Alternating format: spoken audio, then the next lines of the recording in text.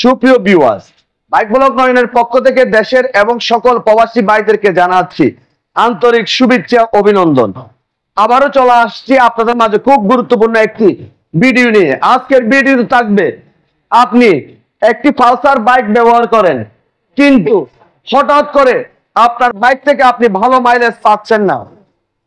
আপনি আপনার বাইক থেকে যদি ভালো মাইলেজ না পান, সেক্ষেত্রে আপনার যে কাজগুলি করতে হবে, যে কাজগুলি করলে আপনি আপনার বাইক থেকে 50+ মাইলেজ পেয়ে যাবেন। তো চলুন দেখে আসি আজকের ভিডিও।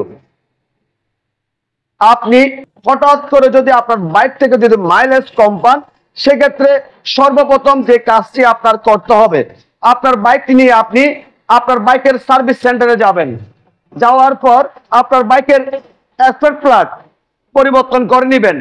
স্পার্ক প্লাগ লাগানোর সময় অবশ্যই স্পার্ক প্লাগের গ্যাপ 0.7 থেকে 0.8 mm এর ভিতর রাখবেন এবং আপনার বাইকের এয়ার ফিল্টার ফোমটি পরিবর্তন করে দিবেন। সেক্ষেত্রে আপনার বাইকের মাইলেজ অনেক বেশি বেড়ে যাবে। তারপর যে কাজটি করতে হবে সেটি হচ্ছে আপনার বাইকের টেফিট। আপনার বাইকের টেফিট অ্যাডজাস্ট করতে হবে। ইনটেক বাল্বের মাপ রাখতে হবে 0.05 mm আর এক্সজস্ট বাল্বের মাপ রাখতে হবে 0.10 mm।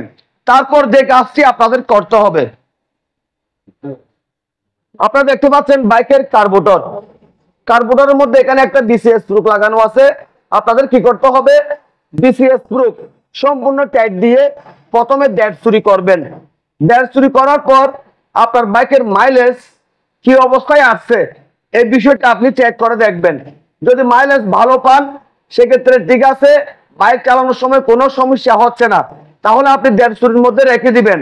আর ড্যাশ চুরির মধ্যে রাখার পর আপনার বাইকটি রাইড করার সময় যদি ধাক্কা মারে, যদি পিক আপ ছেড়ে দিতে চায়, সেক্ষেত্রে 2 চুরির মধ্যে রাখবেন। সেক্ষেত্রে আপনার বাইকের মাইলেজ বেড়ে যাবে। সর্বপ্রথম এই কাজগুলি করার পর আপনার বাইকের মাইলেজ যদি না বাড়ে, সেক্ষেত্রে আপনাদের আরো কয়েকটা কাজ করতে হবে। আপনার বাইকটিতে আপনি নতুন স্পার্ক প্লাগ লাগিয়েছেন, আপনার বাইকের সার্ভিস সেন্টার থেকে নতুন এয়ার ফিল্টার ফোমটি লাগিয়েছেন, আপনার বাইকের টেফিট অ্যাডজাস্ট করছেন, আপনার বাইকের কার্বোরেটর টুইনিং করছেন, তারপরও আপনার বাইকের মধ্যে আপনি মাইলেজ ভালো পাচ্ছেন না। আপনার জানতে হবে মাইলেজ ভালো পাওয়ার জন্য কোন কাজগুলি ধাপে ধাপে আপনার করতে হবে। আপনার বাইকের ইঞ্জিনের শক্তি কোথায় আসতেছে, আপনার বাইকের ইঞ্জিনের মধ্যে যে শক্তি উৎপন্ন হচ্ছে, এই শক্তি চলে আসতেছে ক্লাচ বাডিতে। আপনার বাইকের ক্লাচ বাডির সাথে ক্লাচ প্লেট লাগানো থাকে। আপনার বাইকের ক্লাচ প্লেট যখন দুর্বল হয়ে যাবে, তখনই আপনার বাইকের মাইলেজ ড্রপ করবে। আপনি কি করবেন, আপনার বাইকের ক্লাচ কভার খুলে আপনার বাইকের ক্লাচ প্লেট চেক করে দেখবেন ভার্নিয়ার স্কেল দিয়ে আপনার বাইকের ক্লাচ প্লেটের ফিটনেস 3 mm আছে কিনা। যদি ফিটনেস 3 mm না থাকে, সেক্ষেত্রে আপনার বাইকের মাইলেজ ড্রপ করবে।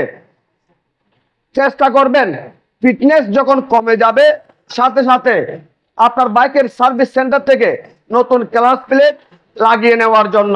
নতুন ক্লাচ প্লেট লাগানোর পরও আপনার বাইকের মধ্যে আপনি মাইলেজ ভালো পাচ্ছেন না, সেক্ষেত্রে আপনাদের দেখতে হবে আপনার বাইকের চেন স্প্রকেট, আপনার বাইকের চেন স্প্রকেট ভালো আছে কিনা, আপনার বাইকের চেন লুজ কিনা। আপনার বাইকের চেন স্প্রকেট যদি ক্ষয় হয়ে যায়, সেক্ষেত্রে আপনার বাইকের মাইলেজ ড্রপ করবে। আপনার বাইকের চেন যদি লুজ থাকে, সেক্ষেত্রে আপনার বাইকের মাইলেজ ড্রপ করবে। এখন আপনার বাইকের চেন স্প্রকেট ভালো আছে, চেনও ভালো আছে, চেনও অতিরিক্ত লুজ নাই, অ্যাডজাস্ট করা আছে, তারপরেও আপনি আপনার বাইক থেকে মাইলেজ কম পাচ্ছেন, সেক্ষেত্রে আপনাদের কোন কাজটি করতে হবে, কোন জিনিসটি দেখতে হবে। চাকার ভিতর লাগানো থাকে ড্রাম রবার। আপনারা দেখতে পাচ্ছেন এই ড্রাম রবার। ক্লাচ বাড়ি থেকে শক্তি চলে আসে কোথায়, 8 ফুট শেপে। 8 ফুট শেপ থেকে শক্তি চলে আসে কোথায়, ছোট স্প্রকেটে। ছোট স্প্রকেট থেকে শক্তি যায় কোথায়, চেনে। চেন থেকে শক্তি যায় কোথায়, বড় স্প্রকেটে। বড় স্প্রকেট থেকে শক্তি কোথায় যায়, এই কাপলিং রাবারে যায়। কাপলিং রাবার যখন ক্ষয় হয়ে যাবে, বড় স্কুপের যখন এই কাপলিং রাবারের মধ্যে এভাবে গসবে, তখনই আপনার বাইকের মাইলেজ ড্রপ করবে। সাথে সাথে এই কাপলিং রাবার পরিবর্তন করে দিবেন, 100% আপনার বাইকের মাইলেজ বেড়ে যাবে। আজকের ভিডিওতে যে বিষয়গুলি আপনাদের সাথে শেয়ার করছি, যদি আপনি আপনার বাইক থেকে যদি মাইলেজ কম পান, আজকের ভিডিওতে দেখানো বিষয়গুলি আপনি ফলো করবেন, আপনার বাইকের মধ্যে আপনি 50+ মাইলেজ পেয়ে যাবেন।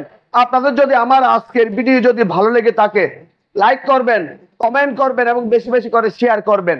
আর আমাদের ছোট্ট পরিবারটি সামনের দিকে এগিয়ে যাওয়ার জন্য সুযোগ করে দিবেন। সবাইকে অনেক অনেক ধন্যবাদ জানিয়ে আজকের মতো বিদায় নিলাম।